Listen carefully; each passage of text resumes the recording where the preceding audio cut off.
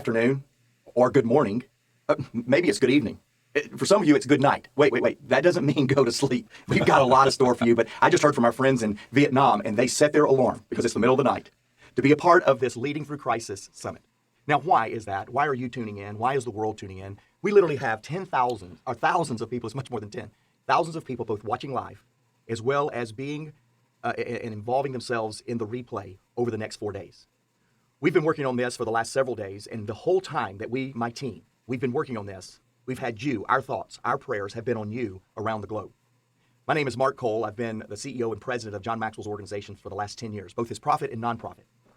And as we've prepared to have a response for this time, we've realized a couple of things. One, we've realized our responsibility to be prayerful, to be mindful, to be concerned and considerate of the people and the lives that have been disrupted because of the coronavirus. We've also realized that our responsibility, John's responsibility, is to give a leadership response. In fact, on John's phone, I started to have you bring this, John, but on the back of John's phone, he has a picture of a salt shaker and a picture of a light bulb. And he has this one statement that says, be these. You see, our brand, John's life, is about making the world brighter, being a light, and making the world better, being salt.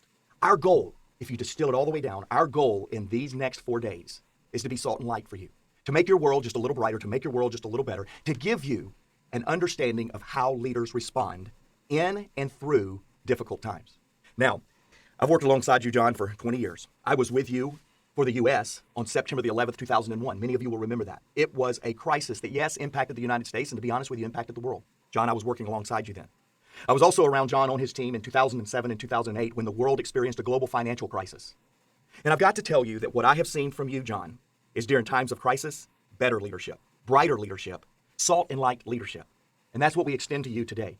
I have an incredible team, John. We have an incredible team of brilliant people that has made today possible for you to live stream on Facebook, for you to watch on John's website, johnmaxwell.com, and for you to have an opportunity to watch through YouTube and through LinkedIn. We've been working hard so that this guy right here that has led through crisis, not just in crisis, but led through and challenged others to lead through. So get a pen, get a piece of paper, join us for the next 60 to 90 minutes. Be back here same time, same place, tomorrow at noon, Tuesday at noon, and then Wednesday, John and I are going to do an open forum question and answer, all because we want to help this world lead brighter and lead better. I know if you were in studio with us today, and you're not because, John, we're social distancing, but if you were in here today, I know that you would help me welcome a guy that for 73 years has been preparing for moments like this to show that leadership still can have a voice louder than the noise. John, thank you so much for helping us today. Well, thank you, Mark. And I'm so honored to be with you and excited about our time together, not only today, but over the next few days also. And when I talk about leading through a crisis, I really want to talk about this title for a moment because it's highly possible that you're sitting there and you're saying, wait a minute, I'm not a leader. In fact, John, I wish you would just talk about how to get through a crisis because that's where I am. I'm not leading anybody. I just want to get myself through this crisis. Well, the next 2 days, not today, but the next 2 days, I will be talking about how to take adversity and make it an advantage in your life because you see, there is opportunity in every difficulty. So the next 2 days, I'm going to really be talking about not only how to get through a crisis, but I'm going to talk to you about how to get better in a crisis. But today, because my life is leadership, and because I'm talking literally to tens and tens and tens of thousands of leaders today, I want to help you. And by the way, you say, well, I'm not a leader. Yes, you are. How do I define leadership? Leadership is influence, nothing more, nothing less. You have to understand that if you have any influence with anybody, if you're a parent, you're a leader. If you're a neighbor, you're a leader. Anybody that has influence with others, they have some leadership within them. So this is for all of us. I know we're going to get a lot of benefit out of it, but I'm known for leadership. In fact, I'm known for a statement. Everything rises and falls on leadership. That's true. But let me talk to you about a crisis, because everything rises and falls on leadership. In a crisis, if you're a bad leader, if I'm a bad leadership, the fall in a crisis is much faster. It exaggerates in a negative way, because crisis has a tendency to exaggerate everything, positive or negative. And so in a crisis, if I don't lead well, instead of me just slowly taking my team down, I can fall pretty fast with it. Now, if you're a good leader during a crisis, it's not that same extreme in a positive way. Bad leadership, the fall is fast. In good leadership, the fall sometimes, or the rise is sometimes not much of a rise. Sometimes in a crisis, a leader's just holding everything steady.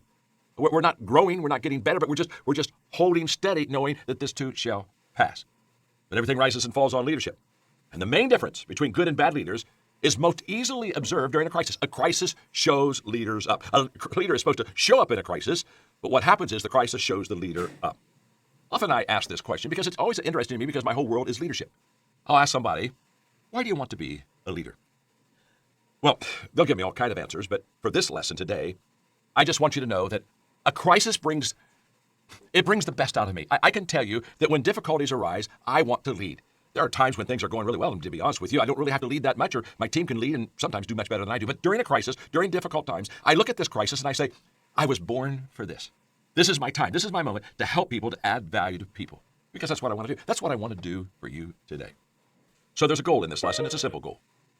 I want us together to learn more about what a crisis is so that we can better lead others in that crisis. This is going to be a lesson on perspective. I will continually come back to this thought. How we view things determines how we do things.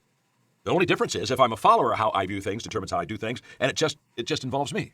But as a leader, if how I view things is how I do things, it not only involves me, but it involves so many people. In fact, I'm very aware that while I'm talking to you now in countries all around the world, that there are tens and tens of thousands of people with me, and that what I say, what I share is going to have an impact, hopefully a very helpful, positive impact. So let's get started. How do you and I become a good leader in a bad, difficult crisis? Well, let me give you some very simple thoughts quickly, and then I'm going to dive a little bit deeper. Number one, if you want to be a good leader and help people through a crisis, your number one priority is to put the people first. Now, this is easy because the number one priority always for a leader, good times, bad times, is to put the people first. In this case, with the coronavirus, it's the safety of the people. But what leaders know is that when they take on the mantle of leadership, it's all about the people. It's not about me. I gave up my rights to put me first when I became a leader. It's all about you. And it's all about how can I help you, serve you, lift you, love you. You know, Mark, in the introduction, talked about how our prayers are with people that have already been infected with the virus. And this is a very difficult time. And in everything that I say today, I do not want to minimize the crisis that we are in. We are in a world crisis. But I also do not want to minimize the role that leadership has in a crisis, which is to help people get through it. And not only get through it, but to become better because of it. But if you're leading people in a crisis, the first priority is all about the people. Always has been, always will be. But if you're not in a crisis, I got good news for you. Your first priority is still people first. It's all about them. Now that we have that settled, and by the way, so many times leadership puts themselves before others in a crisis, and that crisis just begins to multiply in the lives of so many people. That's always wrong. It's always wrong. The second thing we need to do to be a good leader during a crisis is to educate ourselves. In other words, know what the issue really is. Now, there's a lot of uncertainties about the coronavirus. But I'm talking about knowing and educating and getting our best mind around what this issue really is. And by the way, if you're going to educate yourself, okay, my name's John, I'm your friend. I wouldn't really go to the media.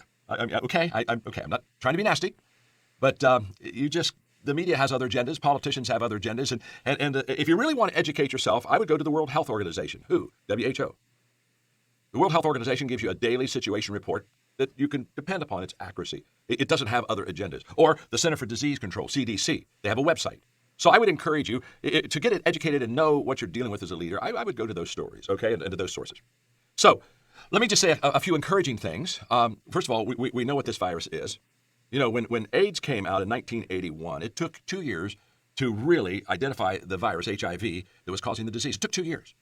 With COVID-19, literally on December 31st, the issue was reported in China, and by January the 7th, the virus had already been identified. I just want to encourage you that there have been much more uncertain times of just even knowing what the virus is, much more uncertain times than what we're going through right now with the coronavirus. Number two, we know how to detect the virus. In fact, since January the 13th, we've literally had tests available that can detect the virus. This is a plus. That's essential. Number three, many of the cases that there are no symptoms or they're mild symptoms. Every time we hear that, we all rejoice over that. Number four, relatively few cases occur to people under 20. And number five, the mortality rate under 40 is quite small. Number six, the virus can be wiped clean. And number seven, science is on it globally. Back in 2003, during the SARS epidemic, it took over a year for us to get less information upon SARS epidemic than it did for us to get on the coronavirus. So there are some good things happening. That also there's already some vaccine prototypes. So I just want you to know that we need to as leaders to have a healthy knowledge of what we're dealing with. So people first, educate yourself. Number three, be flexible. A crisis has a lot of uncertainty and it has a lot of change. I wrote a book about a year and a half ago called Leader Shift. And the whole theme of that book is how to be adaptable, adjustable, flexible, so that as you're moving your people and leading your people, when plan A isn't working, you can go to plan B. And sometimes in a crisis, to be honest with you, you've got to have a plan C or even a plan D. But flexibility is very important for leaders to be able to lead people through the landmines of that crisis. Number four, leverage your team. In other words, utilize your team. Bring your team together because as they come together, you've got one vision, one mission, but you do have different perspectives. It's just this simple. All of us is not as smart, or all of us is smarter than one of us. So if I'm just doing this by myself, I'm not going to get what I need. I need my team around me to give me those different perspectives. Kim Blanchard's the one, by the way, that said all of us are smarter than just one of us. Number 5, communicate judiciously more than continually. Now, judiciously is a huge word. You know me, I'm a communicator. I take complicated things and make them simple. That's really not a Maxwell word, judiciously, but it's the only word I could think of here. Judiciously means use good judgment. In other words, less talking, more thinking. And when you communicate with thinking weight. Good discernment, good judgment. People don't always need more communication, but they do need wise communication. Number 6, be authentic. Authenticity is what people want in leadership. They want that even more than perfection. They don't want a perfect leader, but they do want an authentic leader. And for over 50 years, when Mark was introducing me, and I'm 73, I've been doing this leadership game a long time. And I think that my greatest asset to people is authenticity. I've been around a long time. People love me. People believe me. People trust me. I spent a long time earning that trust. And so when I say be authentic in your leadership or my leadership, what am I saying? I'm saying things like this. Always tell the truth. Put the people first. Stay close to the people. Let them visually be with you as possible. I know social distancing. I got it. I also want you to know authenticity means that uncertainty is okay. You don't have to have all the answers. In fact, no leader has all the answers. In fact, I don't know if there's anything more disgusting than a leader that's pretending to have answers during difficult times, uncertain times. Do the right thing. That's an authentic leader. Keep your head above the crowd. You want to be in the crowd, but you want to be above the crowd. If your head's not above the crowd, you're not seeing the big picture. You're just seeing the crowd. And when you see the crowd, that's not the direction you want to go. And encourage others by example. These are just authentic moves, actions that we can have that attract people to us. And then I would just say one other thing, and that is manage yourself. Manage yourself. People ask me sometimes, they say, John, what's your most difficult leadership challenge? My most difficult leadership challenge is leading me. It's easy to tell you what to do. It's easy to speak to a few 100,000 people today. But just trust me. It's much harder for me to do the right thing. And so I'm doing my best to do the things I think right now during this virus are helpful, which is socially distancing myself from others, continually washing my hands, just doing the things that I know will help the process. I want to lead by example. Manage yourself so that you can lead your people. So now I want to give you 5 comments about crisis. I want us to see crisis in the right perspective. And in the end, I want us to see crisis through the eyes of a leader. But let me just give you 5 comments on crisis. Number 1 is a crisis is quite common. This is not the first crisis on earth. There's a tendency during a crisis. Here's what happens. There's a tendency during a crisis for a couple things that happen that aren't positive. There's a tendency to think that it's never been this bad before. We're the only ones that have ever experienced this. And it's very possible for us to kind of over-exaggerate our place in history and the crisis that we're within in its place in history also. Now, I'm going to get back to that in a moment. I often teach, you've heard me teach, that there are no 2 good consecutive days in a leader's life. I just think that's true. I think leaders deal with too many issues, problems, that there's just never 2 easy days, problem-free days in any leader's life. But a crisis means that there's more than 2 bad days in a leader's life. There's a whole bunch of bad days in a leader's life, and they just keep coming, and they sometimes even pile on. But let's think about it for a moment. Crisis is very common. Well, let me just take you back in the last 20 years. In the year 2000, do you remember Y2K? I remember it. Oh, my. Everything was going to go bad when we turned to the year 2000, and people were, saving food up and, just to be honest with you, doing all kind of crazy things. Back in 2000, we said, Y2K is going to kill us all. We're all going to be in deep weeds. I can remember as a leader in Y2K very clearly telling people that they were wrong, that it wasn't going to be that bad. In fact, I was in Jacksonville speaking to 2,500 leaders, and we were in a Q&A, and I had one of the leaders stand and say, John, what are you doing to prepare for Y2K? And I said, the only thing I'm doing to prepare people for Y2K or myself is to tell people it's not going to be like they think it's going to be. And he looked at me and said, well, what happens if you're wrong? Well, I said, then I'll come and live with you. You seem to have your act together. Now, let me just explain something to you. Back to Y2K, a whole bunch of people said the sky is falling. 2001, anthrax. Oh, it's going to kill us. Be careful not to open that envelope. 2002, the West Nile virus. Oh, that virus, it's going to get us. SARS was in 2003. How about the bird flu back in 2005? E. coli. Wow. 2006. Oh, my. The bad economy in 2008. It's the end. It's never been so bad. 2009 was the swine flu. How about BP oil back in 2010? Okay, we're in trouble there. And then remember the Mayan calendar is talking about the end times? That was in 2012. How about 2013 when North Korea is going to kill us all? The Ebola virus was back in 2014. We had the Disney measles in 2015. And if it wasn't the Disney measles, it was going to be ISIS. I remember being in some very serious conversations about ISIS and this incredible terrorist crisis that we had. 2016, it was the Zika virus. And now 2020, it's the coronavirus. And I'm just telling you that I'm not trying to minimize this virus at all. Listen to me. My name is John. I'm your friend. I'm not trying to make fun of any crisis. I'm not trying to make light of any virus. Just look at me for a moment. When people are in a crisis, their tendency is to think that it's never been this bad before. And I just want you to know It's been this bad before. Do you want to live in 1918, 19 and 20, when the flu was killing at one time 1 million people a week? I'm not trying to minimize what we're going through. It's very serious. I take it very serious. I pray every day for this crisis to be over. I'm not at all trying to minimize it, but I am saying to you that when you're in a crisis, the tendency is it's kind of like minor surgery, major surgery. Minor surgery is when it's on you, and major surgery is when it's on me. That's the way it is with a crisis. Minor surgery minor crisis was something that happened 10 years ago or 100 years ago. Oh my, but major crisis is what we're going through right now. And the reason I'm saying this is leaders, do not miss this point. Leaders always give a right perspective to people during a crisis. They don't always have the answers. There's a lot of uncertainty, but their perspective, a good leader's perspective, is what gives hope, security, and encouragement. So what is a crisis? Well, the dictionary says a crisis is a time of intense difficulty or danger. Got it. That's a crisis. In the medical field, if you ask them what a crisis was, they would say it's a turning point. When a patient is in a crisis, they're at a turning point where it's either going to get better for them or it's going to get worse for them. If you go just to the Greek and how they defined crisis was they said it's a decision. So I took the three, the dictionary, the medical, and the Greek words, and basically let me tell you what a crisis is. A crisis is an intense time of difficulty requiring a decision that will be a turning point. That's what a crisis is. It's an intense time of difficulty. That's what the dictionary says. Requiring a decision. That's what the Greek says. That will be at a turning point. That's what medical people say. And that's why I'm sharing with you how to lead through a crisis. Because as a leader, we can make a difference. You see, Max Dupree said the first responsibility of a leader is to find reality. And the reality is, this is a crisis. We need to take it serious. We need to do everything in our power to make sure that we do the things that are necessary for us to be able to slow it down, stop it, turn it around. But here's what I know.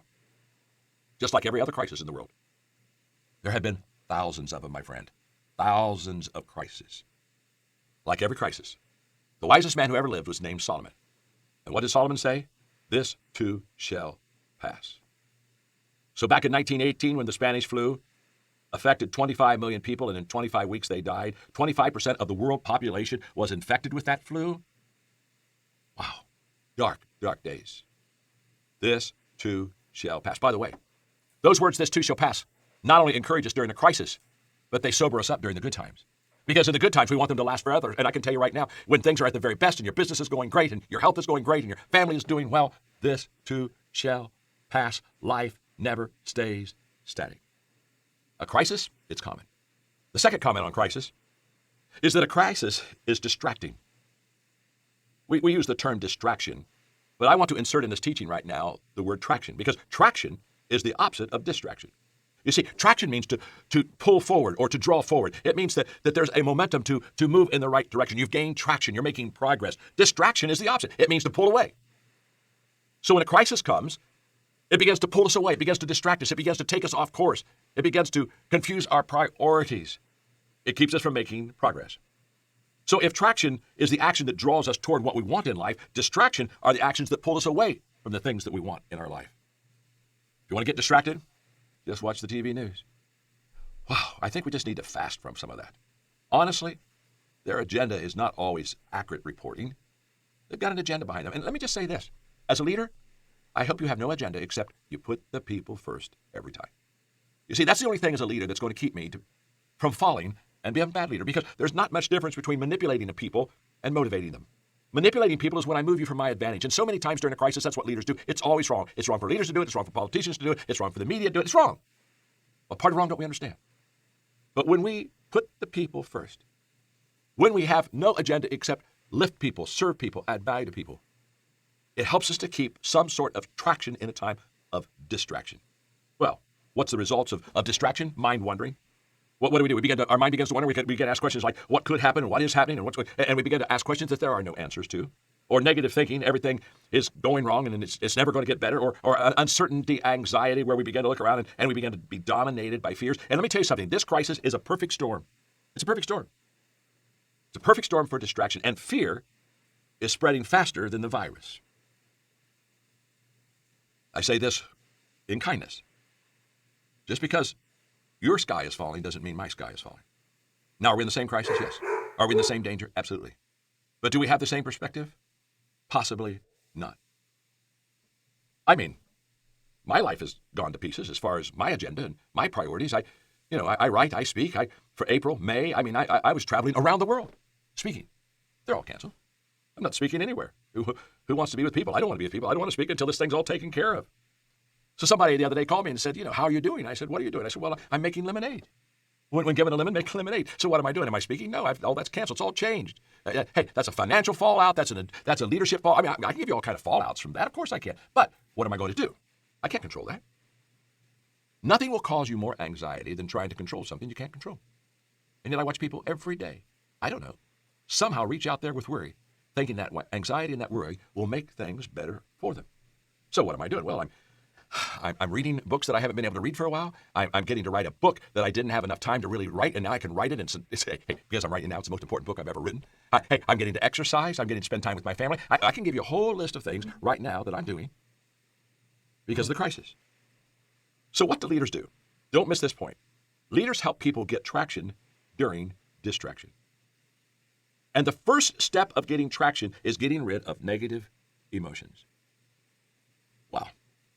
I'm going to read you something now. C.S. Lewis, many of you know that name, a brilliant apologetic, a brilliant mind, a tremendous educator, a writer whose writings today are still powerfully affected.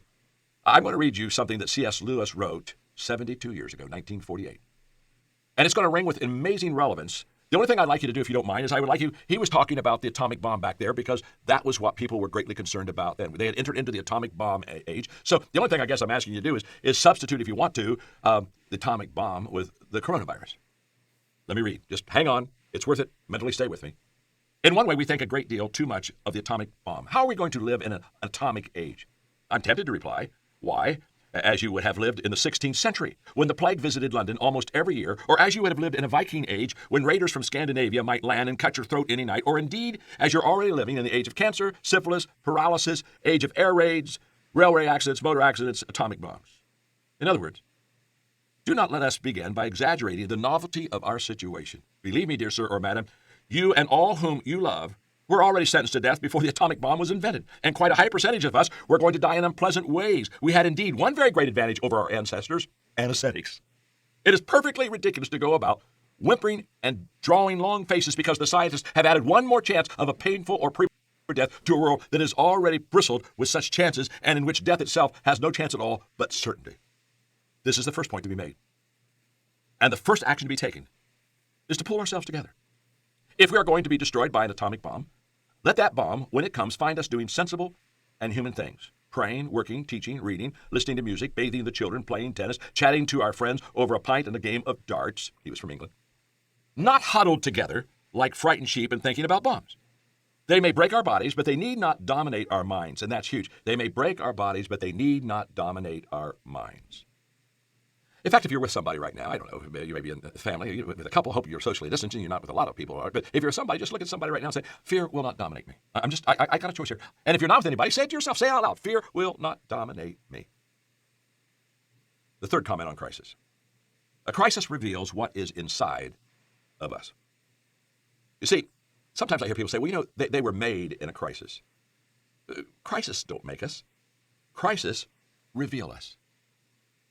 When a crisis comes, whatever is on the inside is what will come out. When you squeeze an orange, guess what you get? Orange juice. When you squeeze a lemon, guess what you get? You get lemon juice.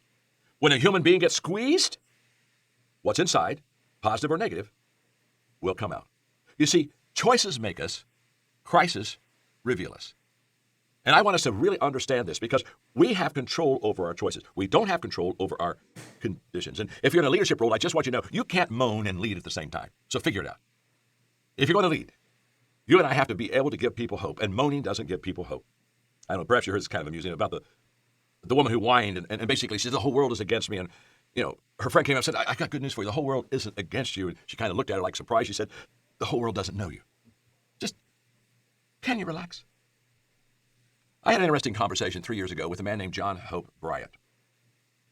Once in a while, I hope you have a conversation with people that when you finish that conversation, you walk away and you just say, I'm going to be a better person because of that. Now, John Hope Bryant wrote a book called Love Leadership. So I'm going to read from him like I did C.S. Lewis a moment ago for perspective. Now listen and just hang with me here for a moment. Most people find strength in things that are outside of them. Now that's a problem. If I find my strength from things that are outside of me, I'm going to have a problem. And then he goes on to say money, power, titles, wardrobes, cars. But most of the things that make a leader are on the inside. Integrity, wisdom, confidence, vulnerability, joy, passion, compassion, intuitions. These things come from life experience, from life's trials, from the deepest part of a person's soul. You can't fake them, and you can't buy them because they're not for sale. He goes on. My mentor, Reverend Murray, says, life asks a question of every leader that gauges their effectiveness and wisdom. The question? What have you been through? Following battle, King Arthur would have his knights line up before him and ask each one of them, show me your scars, and if none existed, he would say to the warrior, leave me and go get your scars. I've learned that authenticity counts, and that the best route to an authentic life is through your scars. As you earn them, you learn to drop the BS in your life, and you attach yourself to the substance in your life, and to the substance in those around you. Precisely because of that history of loss, because we've had loss. Now catch this. Because of the history of loss, you never take yourself too seriously, or get needlessly seduced by short-term materialism. In other words, loss helps to ground and mature a person. There's a hard lesson in life setbacks. Just as steel is forged through fire, leaders are forged through loss. There can be no strength, no real inner growth without the pain of legitimate suffering. It's a scientific fact. You cannot have a rainbow without a storm. Loss is wisdom acquired early. Huge. Loss is wisdom acquired early. Where's it acquired? In difficult times, in crisis. Okay, read just one more paragraph. Wisdom comes from dealing with your mess. All of it. But few people want to do that because it's just too much. Too much work, too much acknowledgement, too much remembering, too much pain. But I have found that there is freedom in surrendering to this work, to saying, yes, that happened, but it doesn't define me. What does not kill me will only make me stronger. I made a mistake, but I am not a mistake. I'm passionate about transformation. Anybody that knows me well knows that I have a dream, a bucket list. If you ask me my bucket list, I would like to see in my lifetime one country in the world be transformed. And so we make a very concentrated, intentional effort to help countries, and soon we're going to be doing it with communities even in America, to have transformation. And here's what we discovered. We found out that transformation is impossible without people learning and living out good values. The transformation doesn't begin by a law. It doesn't begin by an edict. Well, I had the privilege of, a couple years ago, being in Saudi Arabia, invited by the family, and the king had made an edict that by 2030 that the country would be transformed, and these people were beautiful to me, and I did my best to spend 3 days with them and help them understand transformation. And my last statement was that you don't bring transformation through the edict of a king or the law of the land. It doesn't happen, never has happened. Why are you still there? Transformation doesn't happen from something on the outside. It happens from something that happens on the inside. It's a values issue. And when people learn and live out good values, guess what? They become more valuable to themselves, and they become more valuable to their neighbor. And the result? They become bigger on the inside than they become on the outside. And that's what we're striving for. Through crisis, through difficulty, we're striving to become bigger on the inside than we are on the outside. So let's review quickly. A crisis is quite common. A crisis is distracting. A crisis reveals what is inside of us. And number 4, a crisis requires adaptability. You see, a crisis usually is a case study in uncertainty. That's true of the coronavirus. Nobody knows how long the outbreak is going to last, how bad it's going to be. But here's where leadership comes in. I've often said, I love sports, that all good coaches have a good pregame plan. In other words, as they go in the game, they have a pregame and how they would like the game to unfold, and they practice that pregame. They teach that pregame. But once the game starts, it may not at all be like the pregame plan. Now, all good coaches have a pregame plan, but the great coaches separate themselves at halftime. Because now they have a half. And now they see reality, not theory. Now they know what has happened, not what they thought would happen. And so they go into the halftime locker room, and what do? They adjust. It's their ability to, now that they know what's happening, to make decisions based on what they know, not what they thought. It's their ability to be flexible, adaptable, and create an environment that allows a new game plan, a plan B, if you will, that makes those great coaches. Most successful leaders have a plan B. And during a crisis, maybe even a plan C. Now, there's a profound difference. I teach this in my book on leadership. There's a profound difference between conformity and adaptability. Don't miss this because it fits right here in the crisis. Conformity, that's a negative quality. It's about blending in. It's about being like everyone else. It's a weakness that's based on fear and rejection. When a person conforms, to be honest with you, they don't want to be rejected. So they blend in the crowd. It's not a positive thing. Adaptability is a positive quality, and it's adjusting, not out of weakness, but out of strength. It's adjusting to succeed. It's adjusting to give you the ability to make the changes that will make you better. I had a wonderful golf game a couple years ago with Tom Watson. What an incredible golfer he has been in the past. And in fact, my claim to fame is on number 10 at Sugarloaf. I got a birdie and he got a par, literally, and I beat him by one stroke. And he noticed, he said, John, you won that hole. And the good news, I won that one hole, and that means in the other 999 he wins. But the point being, we had an interesting conversation, and he told me, he said, there are only 5 tournaments. Now, this man won a lot of tournaments. He's one of the top 10 golfers ever. He said, there are only 5 tournaments that on the first tee, the first day, I knew that I was going to win because my swing was just good, and I was just going to win. He said, all the other tournaments, sometimes second round, third round, fourth round, I had to go back to the driving range, and I had to make adjustments because my swing got out of kilter. And I had to, and I love this phrase, he said, I had to adjust my way to victory. Almost all of his tournament wins were not because he kept doing the same thing the same way and it was just perfect. He had to adjust his way. And in a crisis, that's what we do. As leaders, we help our people adjust their way to victory. Wow. Maybe you need to say to yourself or say to somebody in the room with you right now, I think I want to adjust my way. I want to adapt my way in this crisis. I'm going to be flexible. I'm going to be fluid. Point number 5. I'm giving you comments on crisis. And the 5th point is that a crisis is the time when real leaders show up. It's in a crisis that the real leaders become visible. You know, leadership is a visible presence. There is something that gives great security about people when they see their leader and the confidence, the calmness, the assuredness, the hope that leader has.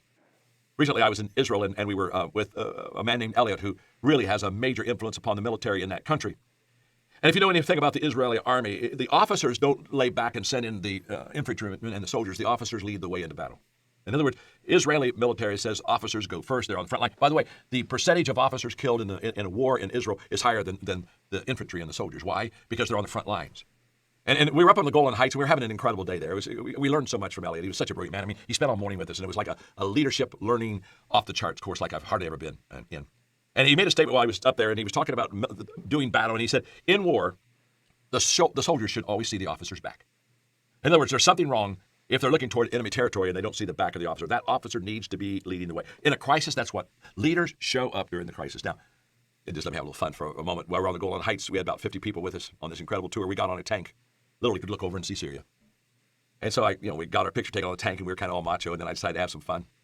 Try to be unforgettable in any kind of memory you create. So I said, let's all sing the Hokey Pokey.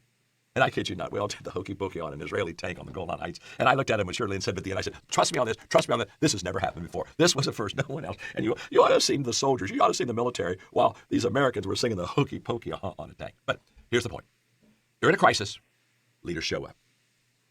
They're right there. They're early. They're the very first to go forward. You see, there are time-tested principles of a leader in a crisis, and the fact that they're open, they're honest, they're clear, and they're the first ones to stand up and to stand out. That's what leaders do during a crisis. Inc.com just last week had an article I read about Ed Bastian, who's the CEO of Delta, and it said Delta's CEO just sent out an email about the coronavirus that every customer should read. I thought, wow, I want to read it. And basically that he sent out in the very beginning of this crisis, he said, let me just explain something at Delta. I want my customers, I want my passengers to know 3 things. We're prepared, we've learned, and we've taken action. That's a leader. A leader shows up early, before others, goes out front, is highly visible during a crisis. Why? Because that's when leadership is needed more than any other time. But when I talk about real leaders showing up, they not only show up early, they show up with clarity. Now, uncertainty in a crisis is a fact of life. And uncertainty, as my friend Andy Stanley would tell you, is not an indication of poor leadership. It's just an indication that there's a need for leadership. And so leaders are leading in uncertainty. So what that means is we don't always have the answer. I don't really particularly appreciate leaders that are kind of like Mr. Answer Man or Miss Answer Woman, and they are constantly saying, hey, I've got the answers, come to me, come to me. No, I think there are a lot of times as leaders, we are highly uncertain. We are in territory we have never been before. We've never had a virus like this before. There's a lot of uncertainty in the air. But uncertainty is different than clarity.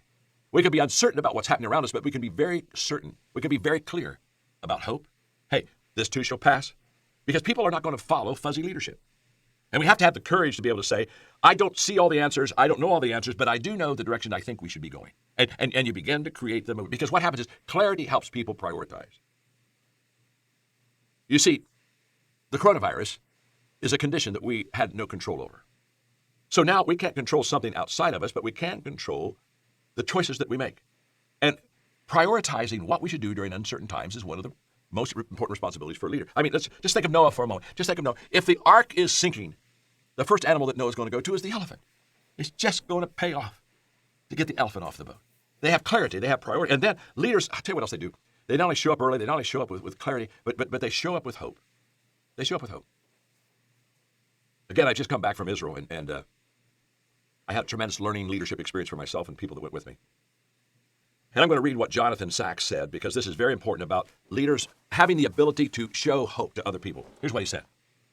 One of the most important distinctions I have learned from Jewish history is the difference between optimism and hope. Optimism is the belief that things will get better. Hope is the faith that together we can make things better. You see, optimism is a passive virtue. Hope is an active virtue. It takes no courage to be an optimist, but it takes a great deal of courage to have hope.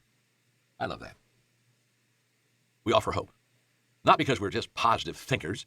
We offer hope because we're willing to do something together. That's why I leaped at this opportunity when the John Maxwell Prize said, let's get to the John Maxwell team, because to be honest with you, today we were supposed to be in Orlando with 3,000 John Maxwell team coaches. Of course, we're not doing that. So what did? We were handed a lemon. We made lemonade. We said, well, let's go live to our John Maxwell team coaches. And then, as we began to think about it, we said, well, why just keep it with John Maxwell team coaches? Why not open it up to everybody? Because we got a lot of friends out there. Tens and tens of thousands of you are watching me right now. And the reason that we're coming together is because this is where leadership shows up. And by the way, Mark Cole, who introduced me, who is an owner in the company and CEO of the whole John Maxwell Enterprises, I was so proud of him because he was in Israel with me when all of this really began to come to a peak. And I was so proud of him because I watched him have that clarity. I watched him begin to talk to the John Maxwell team tribe. I watched him as he kept hope in front of things. And my observation about Mark Cole was this, that he was in constant communication with his team. In fact, every night after we'd be done finishing our tours, he would go to his room, and 2-3 hours every night, he'd be back to the States talking to the team, making sure that everybody was on the same page. And he also used his team. He delegated. It was huge. He delegated authority wonderfully. It was just amazing what he did. He constantly asked them questions. He got them involved. They took ownership, and he was very deliberate in his thinking. Very deliberate. Now, I've mentored him for 20 years, and I'll take credit for deliberate, because the last thing people need in a crisis is for the leader to get emotionally caught up in a crisis. That's why I said that leader keeps his or her head above the crowd. You are in the crowd, but you're not of the crowd. Never forget that. And I watched Mark as he was deliberate in his thinking, and every day he kind of used me for a sounding board, and I did my best to be a sounding board. You see, for many years, because Mark has run my enterprises for a long time, we've had what we call the 3-2 count. You know, in baseball, if a batter has a 3-2 count, 3 balls, 2 strikes, that means when the pitcher throws this next ball, something's going to happen. There's going to be a hit, there's going to be an out, there's going to be a strikeout. Something's going to happen. All pitches are important, but that pitch on the 3-2 count is the most important. And so Mark, when he was running the company, because he was close to all of them, he would once in a while say, John, we've got a 3-2 count issue, and he'd pull me in, and we'd talk about it. And then he would make the decision, but I would come in to help him. And this was a 3-2 kind of conversation we had in Israel. We knew that every day was becoming even more important with this crisis. But I watched him, and I watched him do really well with the 3-2 count. I'm so proud of his leadership. Let me just say something that I could add to him, and an experienced leader can add. And this is just, leaders, write this real quick. You see, you and I, when we make decisions, especially during a crisis, we need to make what I call PGE decisions. The P stands for pains. What's the potential huge loss in this situation? The G stands for gains. What's the upside? What's the potential win in the situation? But the letter E is all about experience. And the question for leaders during crisis time is, how much experience do you have leading in a crisis? Because in a crisis, intuition, sensing what to do, timing, sensing when to do it, all that comes in. And all of that is birthed out of practice of leadership in experiences. You see, explaining why you make a decision sometimes is as important as what the decision is, because it's in the why that other people are trained and developed. And I watched Mark, and his thinking, his decisions aligned with his values. You know, Roy Disney, Walt's brother, said, when you know what your values are, it's easy to make decisions. And in the John Maxwell team, I watched Mark do this, because in the John Maxwell team, people are the highest value. In fact, what we teach our John Maxwell team members is very simple. We are people of value who value people and add value to them. That's what we do. We're people of value who value you, and then we intentionally go out and we add value to you in any way possible.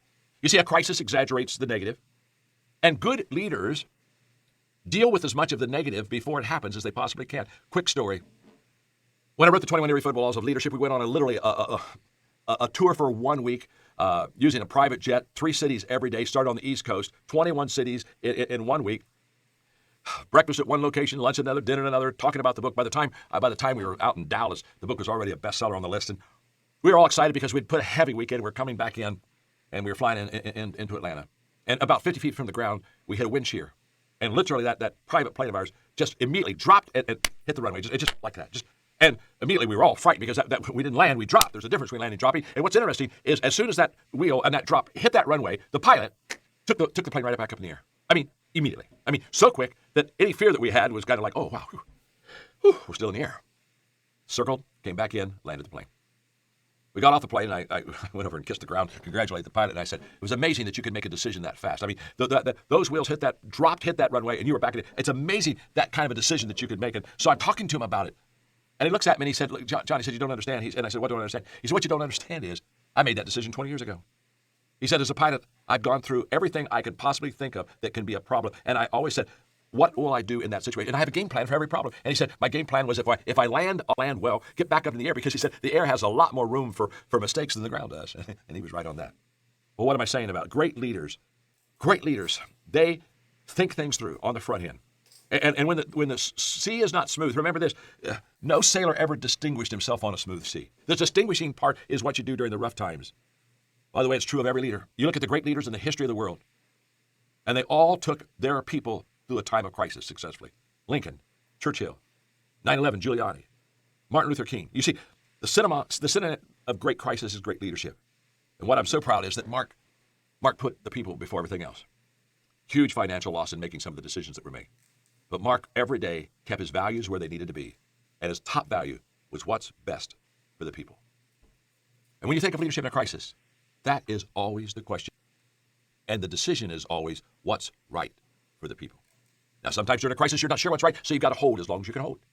But there'll be a time that it will begin to open up, and you'll begin to know what your next move is.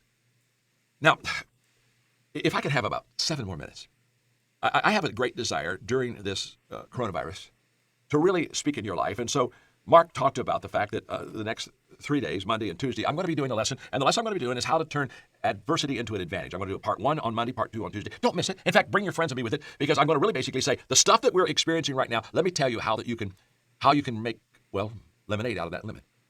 And that's going to be for you. I want you to be with us these next 2 days. Be sure to let everybody else know. But I also want you to connect with me on so many ways that are free. For example, we have Minute with Maxwell every day. I do a Minute with Maxwell. It's a video. And it's just 1 minute, and millions of people get it. I want you to have it. And especially I want you to have it for the next 30 days, because guess what I did? I have just put out 30 statements of strength that are designed for the next 30 days to just give you an upper, just a lift. So tell your friends, get on Minute with Maxwell for the next 30 days, and every day I'll give you a statement of strength that I promise you will make you feel better, see better. It'll just lift your spirits. Don't miss it. And then for audio, I want to encourage you, this is free. Go to the John Maxwell Leadership Podcast.com. Every week, we take leadership teachings and apply it to people.